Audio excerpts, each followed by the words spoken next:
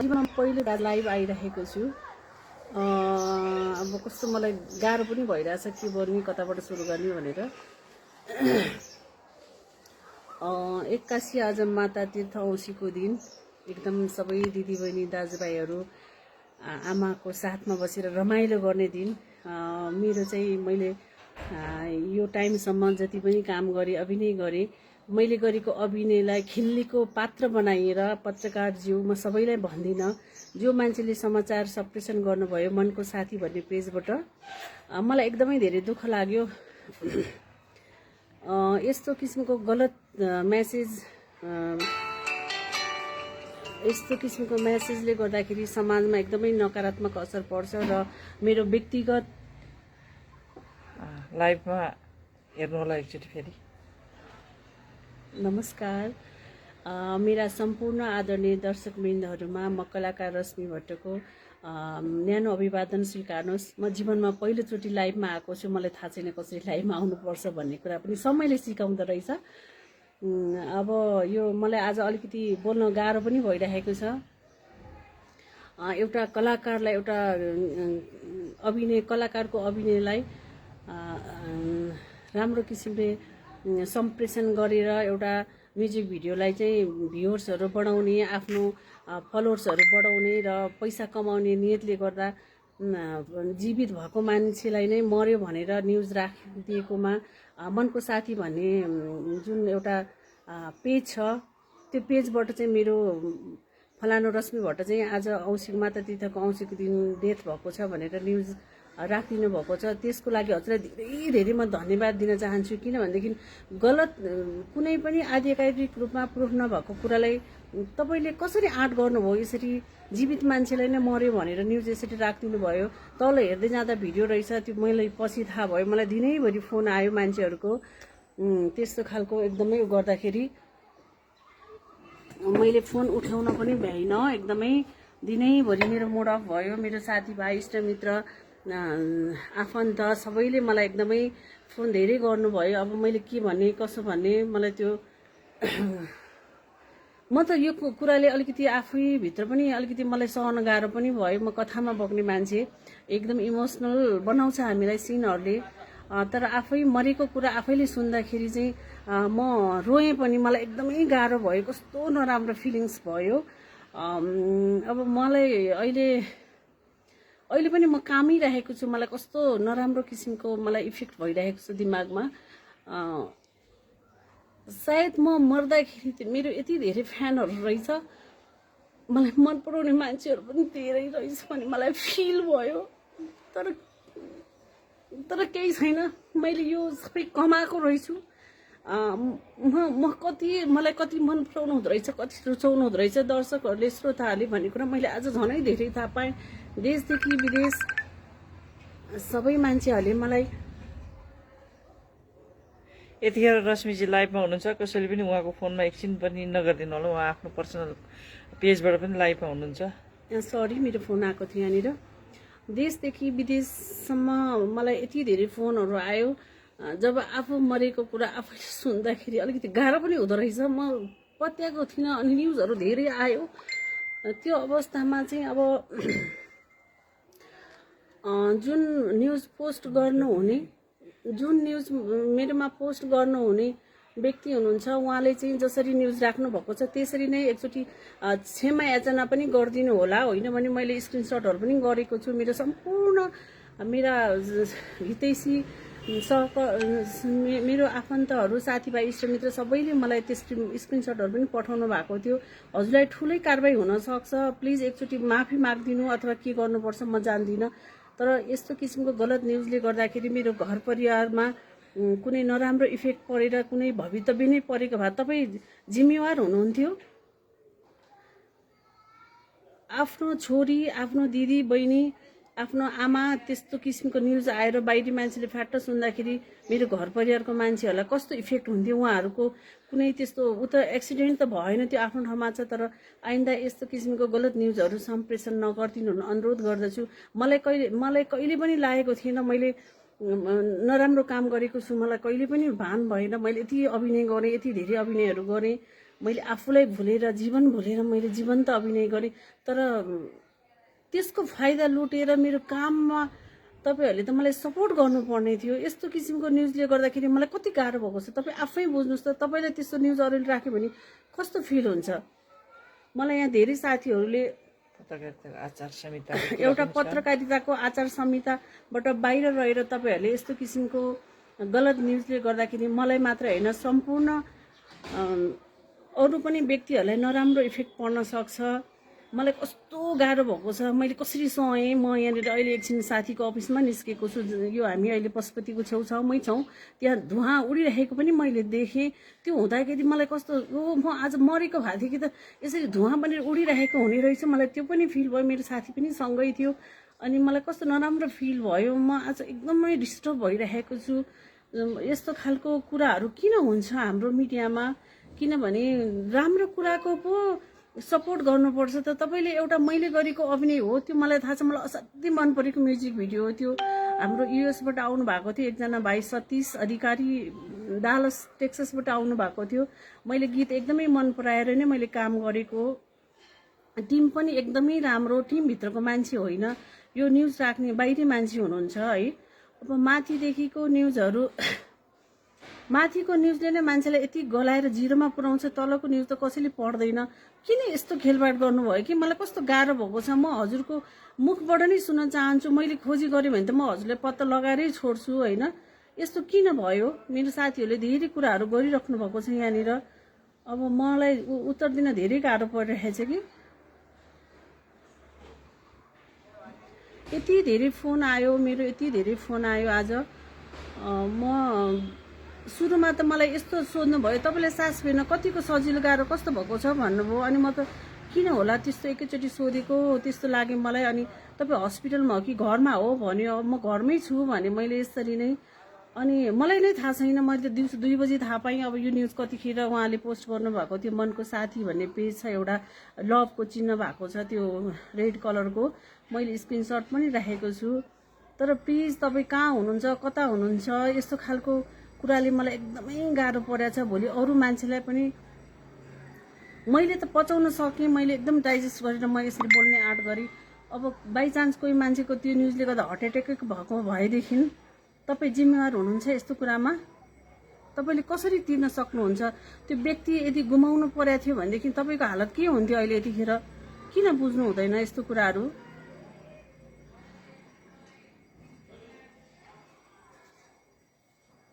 मलाई धेरैभन्दा धेरै मेरो माया गर्ने श्रोता दर्शकहरूले मलाई यहाँ कमेन्ट गरिराख्नु भएको छ। मेरो आँखा अन्धधुन्ध भएको छ, मैले कसैको केही अक्षर पनि देख्न सकिरहेको छैन। मलाई एकदम गाह्रो फिल भइरहेछ।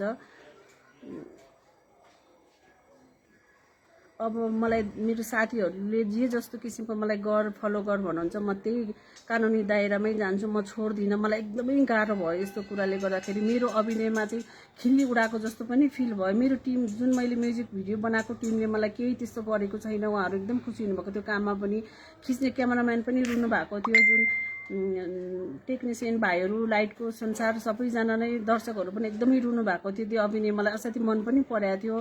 मैले त आफ्नो एउटा काम गरेको थिएँ, तर यसरी गलत किसिमको न्युजले सम्प्रेषण गर्दाखेरि एउटा चाड नै एउटा खल्लो, एउटा मान्छेलाई भ्रमित पारिदिएर कति किसिमको मलाई धेरै फोन आउँदा मेरो फोन कस्तो भएको थियो तातेर, त्यो पनि आफ्नो ठाउँमा छ।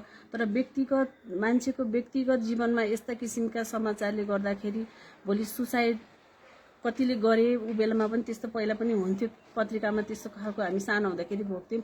तर यसरी छरपष्ट छताछुल्ल हुने गरेर फलानु रश्मि भट्टको निधन भनेर राख्दाखेरि चाहिँ मैले कसरी के भनेर बुझेँ होला, मलाई कति गाह्रो भयो होला। प्लिज तपाईँले एकदमै बुझिदिनुहोस्, मसँग एकचोटि बरु डाइरेक्ट कुरा गर्नुहोस्। तपाईँलाई त म छोड्नेवालै छैन कि।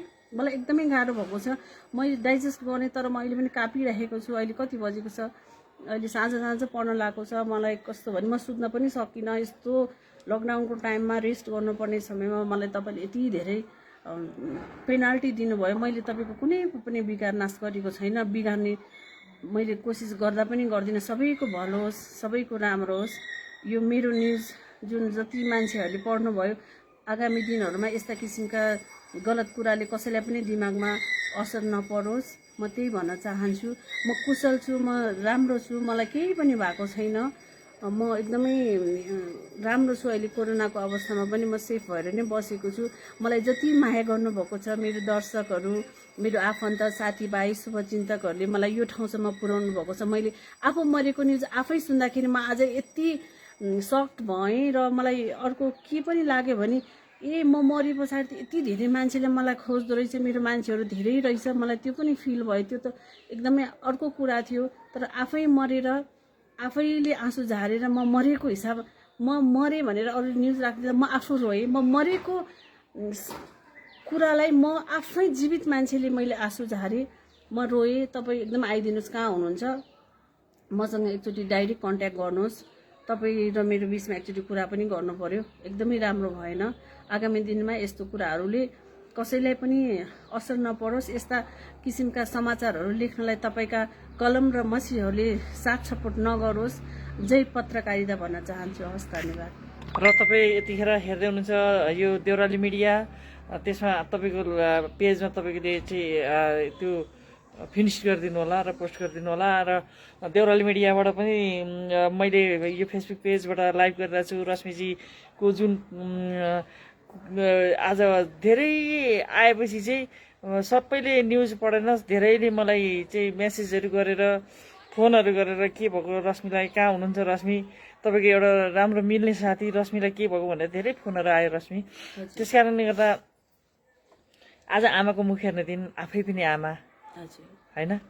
यो ठ्याक्कै न्युज चाहिँ मलाई फोन गरेकै समयमा थाहा पाएको कि बिहानदेखि थाहा पाएको? मैले आधिकारिक रूपमा चाहिँ मैले 2 बजी 2:15 बजीतिर थाहा पाएँ। मलाई बिहानै फोन आएको थियो एउटा।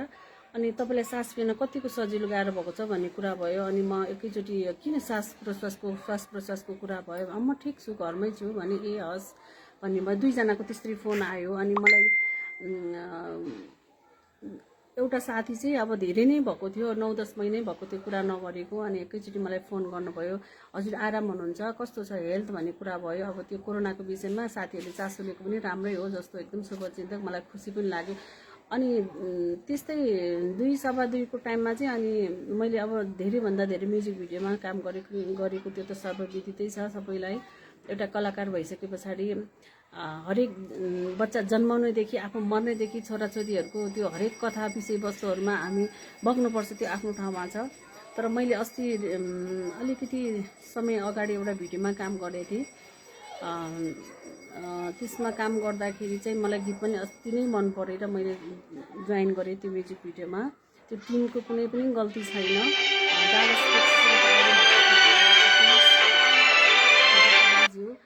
उहाँ चाहिँ मेरो छोरा भएर खेल्नु भएको। डिरेक्टर त्यस्तै लाइटको भाइहरू सबै दर्शक हेर्नेहरू पनि एकदमै कस्तो त्यो अलिकति उहाँहरूलाई पनि इमोसनल बनाएको थियो। एकदम मलाई पनि मन परेको भिडियो। तर त्यो म मरिसकेको सिन जुन कबास नाकमा राखेर त्यो सुटिङको फोटोलाई चाहिँ फलानुको निधन भयो भनेर माथि त्यसरी समाचार सम्प्रेषण गर्दाखेरि मानिसहरूले तलसम्मको त्यो न्युज पढ्नै भएनन्।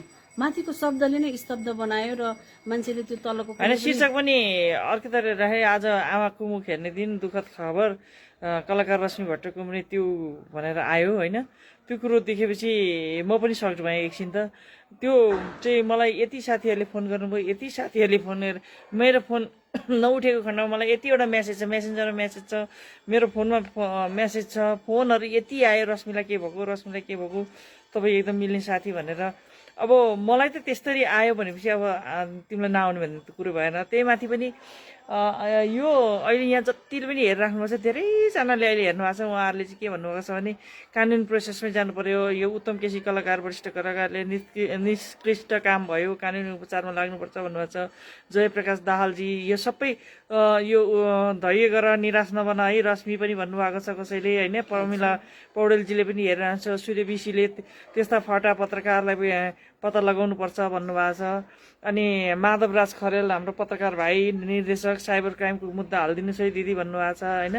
धेरैले धेरै खालका कुराहरू राख्नु भएको छ सबैजनाले साइबर क्राइमको कुरो। किनभने मैले पनि म आफैलाई पनि एउटा कुरो के भने मलाई पनि यस्तो कुराहरू कहिलेकाहीँ अप्ठ्यारो लाग्छ। म आफै पनि पत्रकारिताको ब्याकग्राउन्डबाट आएको मान्छे, मैले 30औं वर्षभन्दा बढी भयो पत्रकारिता गरेको, तर यस्तो खालको पत्रकारितामा अलिकति उ नै लाग्छ। जुन किसिमको आफूलाई क्षति भयो त्यो क्षतिको चाहिँ अब कानुनी उपचारमा जाने हो कि के गर्ने हो कि अब ठ्याक्कै सोच चाहिँ के बनाएको छ त। माला खरेलजी बाल सारथी नेपाल अध्यक्ष डाक्टर माला खरेल बी ह्याप्पी रश्मि भनेर भनेका छन् होइन। हामी यतै छौँ है माला, हामी यतै बसेर कुरा गर्दैछौँ किनभने धेरैजनाले धेरै फोनहरू आयो, त्यस कारणले गर्दा हामी एकछिन लाइभमा का लागि पनि हामी यहीँ छौँ भन्न चाहन्छु। खेम देवान कस्तो मान्छेहरू रहेछन्, म्युजिक भिडियो दृश्यलाई पोस्ट गरेर अनावश्यक खबर फैलाउन सकेको। म पनि एकपटक त झसँग भएको थिएँ। जे होस् यहाँको सुस्वास्थ्यको कामना। खेम देवान भनेको हाम्रो कलेज अफ स्कुल के अरे स्कुल अफ कलेज को चाहिँ हाम्रो प्रिन्सिपल हुनुहुन्छ होइन। त्यस कारणले गर्दा अब आत्तिनुपर्ने कुरो त के पनि होइन, तर शीर्षकले कहिलेकाहीँ हत्याउँछ होइन। मृत्युको खबर सुरुमा सुन्दाखेरि आफ्नो मृत्युको खबर आफैले सुन्दाखेरि चाहिँ कस्तो कस्तो कस्तो फिल हुँदो रहेछ होइन। अब क्यामेराको अगाडि त धेरै नै बस्यो, अहिले यसरी लाइभमा यस्तो किसिमको टपिक्समा मैले जीवनमा पहिलोचोटि लाइभमा आएको, मलाई थाहा पनि थिएन कसरी लाइभमा आउने भन्ने कुरा होइन। मलाई एउटा यो राम्रो पक्ष चाहिँ के लाग्यो भने ओहो यसलाई त राम्रो भन्नै मिल्दैन। मेरो शुभचिन्तकहरू यति धेरै मलाई म जिरो जस्तो लाग्थ्यो कलाकार भइकन पनि मान्छेहरूले सेल्फी खिच्न मसँग किन सेल्फी खिच्या होला, म हजुरहरू जस्तै नर्मल जनता हो जस मलाई कहिले त्यस्तो घमण्ड पनि भएन, त्यस्तो म फलानो जस्तो पनि भएन, त्यस्तो खालको नर्मल काम गर्थेँ, आफ्नो सबै गरिराखेको थिएँ। तर एकैचोटि मृत्यु भयो फलानो भनेर आफ्नो मृत्यु आफैले सुन्दाखेरि अब म रियलमै बितेको भए त मैले त्यो सुन्न सक्ने थिइनँ, मलाई त्यो कुनै प्रभाव नै हुन्थेन।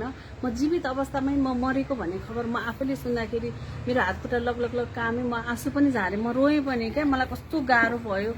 अब मेरो मम्मीले बाइचान्स मेरो मम्मीले चाहिँ सुन्नुभएको छैन चाहिँ मेरो दिदीबहिनी साथीहरू, मेरो यो सबै जति पनि साथीहरू इष्टमित्रहरू शुभचिन्तकहरूले यसरी थाहा पाउनु भयो होइन। मेरो मम्मी धन्न मेरो मम्मीको आँखामा परिने कुराहरू, यी शब्दहरू, त्यसको लागि चाहिँ म भगवान्सँग पनि एकदमै धन्यवाद दिन चाहन्छु। मेरो मम्मीले हिँड्नुभएको छैन चाहिँ, उहाँ मुटुको रोगी हो, औषधि खाइरहनु भएको छ विगत 15 वर्षदेखि गङ्गालाल हस्पिटलको। उहाँलाई कस्तो इफेक्ट पर्थ्यो होला यो न्युजले गर्दाखेरि। मेरो कुनै अरू मेरो साथीभाइ आफन्तहरू हरेक मेरो फ्यानहरू हार्ट एट्याक भएर त्यसरी बित्नु भएको भनेदेखि यसको जिम्मेवारी त तपाईँ आफै हुनुहुन्थ्यो, त्यसको भागीदार त तपाईँ आफै हुनुहुन्थ्यो। तपाईँलाई कस्तो किसिमको हुन्छ, तपाईँको त यतिखेर हतकडी लिएर आउँथे पुलिसहरू पनि। त्यस्तो किसिमको मनको साथी भन्ने पेजबाट यो फर्स्ट मैले समाचार हेरेको, मलाई साथीहरूले मेरो छोरी बनाएको जति पनि मैले भिडियोमा काम गरेको नानीहरूले मामु यस्तो यस्तो भयो भनेर मलाई स्क्रिनसट पठाउँदाखेरि म आफै सक भएँ। मैले सबभन्दा पहिलोचोटि देखेको चाहिँ न्युज त्यो हो। त्यस अर्थमा चाहिँ मनको साथी पेज जुन लभ चिन्ह भएको छ उहाँबाट चाहिँ मैले फर्स्ट देखेको भएर प्लिज तपाईँ एकचोटि आइदिनुहोस्, त्यसो होला नि मनको साथी तपाईँ आइदिनुहोस् र कुरा गर्नुहोस्, प्रत्यक्ष अब बसेर कुरा गरौँ। यसले मलाई धेरै मनमा एकदम नराम्रो असर परेको छ। अब तपाईँ आफै फिल गर्नुहोस्, यो न्युज तपाईँकै आएर अरू मान्छेहरूले तपाईँलाई फोन गर्दा कस्तो फिल हुन्थ्यो भन्ने कुरामा चाहिँ मेरो गहिरो प्रश्न छ तपाईँप्रति। आइन्दा यसरी गलत किसिमको मेसेजहरू न्युजहरू लेख्नको लागि तपाईँलाई आचार संहिता, पत्रकारिताको आचार संहिताभित्र बसेर लेख्नको लागि नै एउटा छुट्टै किसिमको एउटा आइडेन्टिटी कार्ड पनि दिएको हुन्छ। तपाईँले त्यो कार्डको चाहिँ दुरुपयोग नगर्नु होला। तपाईँले धेरै पढेर धेरै अध्ययन गरेर एउटा आफ्नो पोस्ट बनाउनु भएको छ, पत्रकार भनेर एउटा नामाकरण तपाईँलाई दिएको छन्, त्यसको गलत फाइदा नउठाउनु हुन म एकदम अनुरोध गर्छु। तपाईँ आउनुहोस् मिडियामा, तपाईँले खुलस्त भएर एकचोटि फेरि पोस्ट गर्नु होला। मेरो यही भनाइ चाहिँ, म तपाईँप्रति मेरो कुनै दुश्मनी पनि छैन र आइन्दा अरू कुनै पनि व्यक्तिहरूलाई यस्तो किसिमको न्युजहरू नलेखिदिनु होला, म बिन्ती गर्न चाहन्छु। धन्यवाद रश्मि। आज यो तातो न्युज रश्मिलाई माया गर्ने रश्मिजीको यो फ्यानहरू, कलाकारहरू, जति पनि साथीभाइहरू, मेरा इष्टमित्रहरू, उहाँको इष्टमित्रहरूले जति पनि मलाई पनि सोधेर धेरै इन्क्वायरीहरू गर्नुभएको थियो, रश्मिलाई के भएको भनेर न्युजहरू नपढिकनै शीर्षक पढेर र धेरैजना भाइहरूले, हरिजी श्रेष्ठ भाइहरूले त मलाई स्क्रिनसट गरेर त्यो न्युजहरू पनि पठाउनु भएको छ, दिदी कारबाही गरिदिनु भनेर। र पत्रकारिताका आचार संहिताभित्र बसेर पत्रकारिताको एउटा मर्म र भावनाको कलम चलाउनुहोस्, पित पत्रकारिता, यसमा शीर्षक पत्रकारिता गर्नुभयो तपाईँले, शीर्षक पत्रकारितामा पित पत्रकारिता नगरिदिनु होला। आजभन्दा 30 वर्ष अगाडिदेखि मैले पत्रकारिताको ब्याकग्राउन्डबाट सुरु गरेको यो क्यारियरलाई म आफैलाई पनि पत्रकार भन्नबाट लज्जित नगरिदिनु होला। त्यस कारणले गर्दा तपाईँ सबैजनाले यी कुराहरूलाई गर्नु होला। अब लास्टमा रश्मि कुनै पनि बिरामी पनि छैनन्, अस्वस्थ पनि छैनन्, रश्मि मसँगै छ। त उहाँको फ्यानहरू सबैजनालाई यही सन्देश दिन चाहन्छु। हस्, धन्यवाद। देउराली मिडिया हेर्दै रहनु होला।